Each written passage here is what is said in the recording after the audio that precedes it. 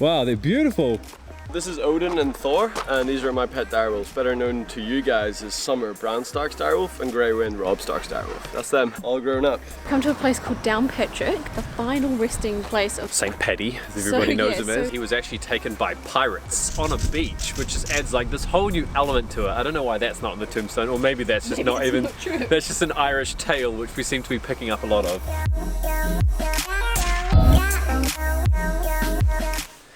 Started off this morning with a magnificent drive down along the coast, looking out across the sea. We could see the sun coming up over the water. It was magnificent. It was a peaceful start to the day, and so it's day 3 of 3 today. It's our last day exploring Northern Ireland, which we always say this when something's coming to an end. We're sad about it, but that's just the way that life goes. And we've come to then we took a ferry. Yeah, then we took a car ferry, which actually isn't to an island or anything, it just links us to another part of the mainland. Just across like a channel, wasn't it? Yeah. Which is the town's called Portaferry. Makes sense. Like simple. It's simple. Now I've come to, what's the name of the place again? We've come to Castle Ward, which is actually where the Game of Thrones, the pilot was filmed. In 2009? Some of the scenes, yes. Yeah. So it's all listed down here that we will hunt out, and for those of you that are interested in Game of Thrones, we'll briefly point it out. Some people are like, oh, not this bloody show again. I've literally never seen it, but even still, it's, still worth a look, I think. Definitely. We've got some really cool stories actually, so we're going to go and hunt out the first main building on this enormous site and share a little interesting tale about it. They've got stables here as well.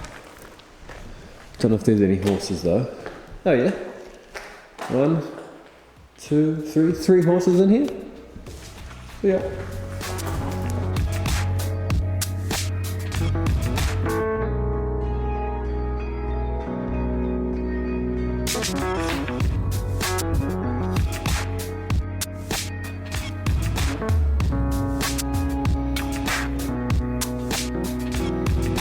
So this whole area that we've come to is called Castle Ward, and basically it was owned by the Ward family, and I guess you could call this like the Ward estate. Yeah. This house behind me, they used to live in 400 years ago, and there's actually a really interesting story about it. It's split in half, and one side is classical and one side is Gothic. The people that lived in here, they had a dispute, and they wanted 2 separate living areas. They had 2 separate styles, 2 separate things that they liked. And it's so interesting. Literally one side of the house looks completely different from the opposite side. So what's this one? This is the classical side. Oh, yep, that's, very classical. And then you can tell the other side looks like it's kind of from a horror movie.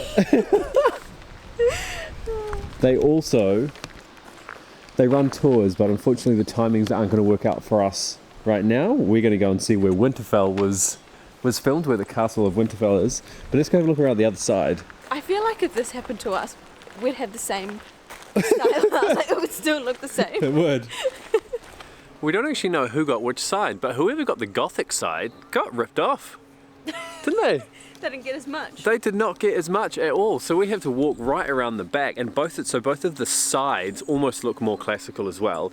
It's just literally, well, that is the back. I can't even see a door. It's literally the back that has just got this Gothic style. I reckon the wifey got the best side. So even that side is classical, and the other side looks much like that. But I mean, look at this place.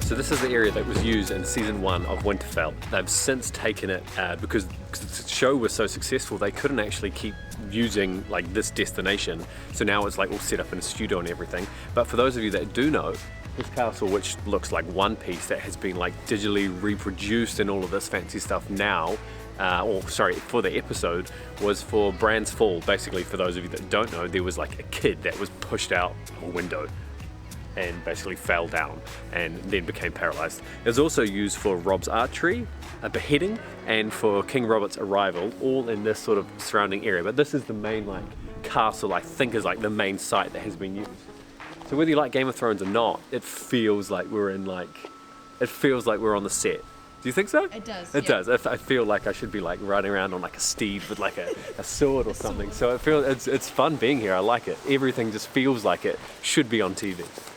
So just after I finished talking about the castle and everything, there's some guys that just rocked up that have, one of them's from Australia, the other guy is local Irishman, has worked on the set of Game of Thrones and everything, and apparently in the back of this truck here, they were just shouting, oh shit, not the back. Right here. Oh man, who's this cute little one? This is Rebel. Who's Rebel? He's not from the set, is he? He's just a naughty dog. Look at these guys. Wow, they're beautiful. So what's the story? They were used on season 1. Yeah, so this is Odin and Thor, and these are my pet direwolves, better known to you guys as Summer Bran Stark's direwolf and Grey Wind Rob Stark's direwolf. Wow. So these are the guys that were trained up. They were taken from me when they were about 10 weeks old. 3 weeks later I get them back, they're fully house trained. They wouldn't pee in the house anymore. That's them, Oh, they're so cool. all grown up. And how are you? You're taking photos, but you love dogs. I love dogs. I've never seen Game of Thrones, but I love dogs. Come say hi. This is Odin, and then this is Thor. Thor's got 2 different colour eyes. Dude. 2 different colour eyes? Oh wow, yeah, one blue. Have a look at me. Oh, you do too. Oh my God. Wow. Famous dogs. Oh my God, am I gonna get out? I'm gonna end up on fail army. Rain's come. We're gonna run. Oh my goodness. Oh, I'm not cut out for this. Go, go, go, go.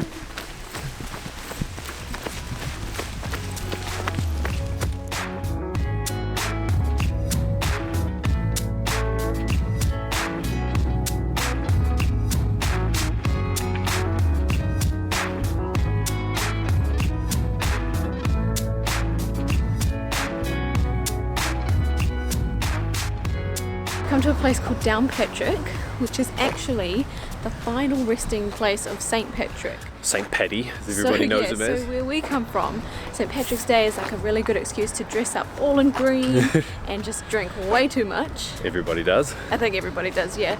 But St Patrick was actually captured and taken to Ireland as a slave. So there's a lot more to the story. Yeah. But we are on our way now to go and check out his grave. He's obviously a very religious man and was spreading the word of Christianity, which made him popular, or probably most famous or most well known. But yeah, even on his tombstone here it says he was captured and taken to Ireland where he was sold into slavery. That's just like those fascinating stories of things that we would just otherwise have never have known. But the story that we heard is that he was actually taken by pirates on a beach, which just adds like this whole new element to it. I don't know why that's not in the tombstone, or maybe that's just not even, that's just an Irish tale, which we seem to be picking up a lot of.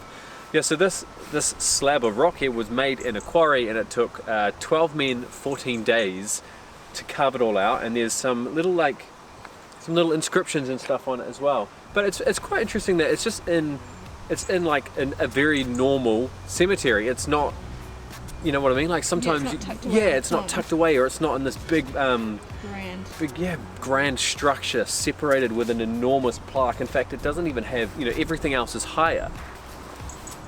So that's just part of the squad in here. Yeah, he's rolling with the people, and I like that.